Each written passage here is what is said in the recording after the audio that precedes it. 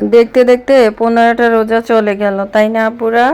Hello everyone, আসসালামু আলাইকুম। কেমন আছেন সবাই? এই তো আমিও ভালো আছি। চলে আসলাম বাবুর জন্য একটু কেক বানাবো, সেজন্য কেকের প্রস্তুতি নিচ্ছিলাম।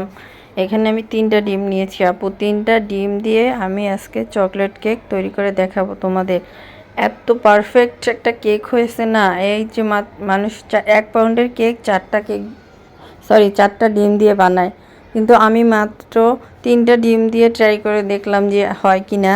মাশাল্লাহ, এত পারফেক্ট আর সুন্দর কেক হয়েছে, তোমাদেরকে বলে বোঝাতে পারবো না। দেখতে থাকো ভিডিওটা, তাহলেই বুঝতে পারবে যে কত সুন্দর একটা কেক আমি বানিয়ে ফেলছি। এই তো আমি আস্তে আস্তে ডিমের সাথে মানে সুগারটা মিশিয়ে নিচ্ছিলাম। এখানে আমি সুগারটা ব্লেন্ডার করে নিয়েছিলাম, আর এই যে একটু একটু করে দিচ্ছি আর ব্লেন্ড করছি। সুগারটা দেওয়া শেষ হলে আমি আবার তেলটা মিক্স করে নিব, সেটাও আমি আস্তে আস্তে করব। দেখতে পাচ্ছ যে একটু একটু করে আমি ব্লেন্ড করছি। তো আমার চিনিটা ডিমের সাথে ব্লেন্ড করা শেষ। এখন আমি তেলটা ব্লেন্ড করব চিনির সাথে। এই যে আপু দেখো, অনেকে না হয়েছে তোমার ডিমের থেকে সাদা অংশ আর কুসুম আলাদা করে, বাট আমি ওরকম করিনি। আমি সবটাই কুসুম সাদা অংশ একসাথে মিক্সড করে ব্লেন্ড করতেছি। আমি আগেও সাদা অংশটা আলাদা করে ফোম বানিয়ে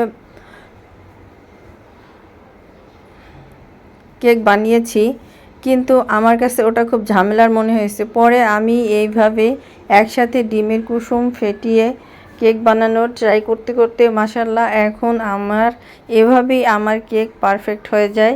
আমাকে আর ডিমের সাদা অংশ আলাদা করতে হয় না। আর এই যে একটু ভ্যানিলা এসেন্সও দিয়ে নিলাম। ভ্যানিলা এসেন্স দেওয়ার পরে আবার একটু মিক্সড করে নিচ্ছি। মানে এভাবে আস্তে আস্তে আমি সব উপকরণ দিয়ে দিয়ে মিক্স করে নিই। চকলেট পাউডারটাও দিয়ে দিয়েছিলাম, স্কিপ হয়ে গেছে, দেখাতে পারিনি তোমাদের। তো আমার ব্লেন্ড করা শেষ। এখন আমি ঢেলে দিচ্ছি কেকের যে মোল্ড আছে সেটার ভিতরে সমস্ত ইয়াটা আমি ঢেলে দিলাম। আর এদিকে আমি একটু বাদাম কুচি করে নিচ্ছি। এখানে পেস্তা বাদাম আছে, তো তোমরা না চাইলে এটা স্কিপও করতে পারো, তবে এটা দিলে খুব মজা লাগে, তাই আমি দিয়ে নিচ্ছি।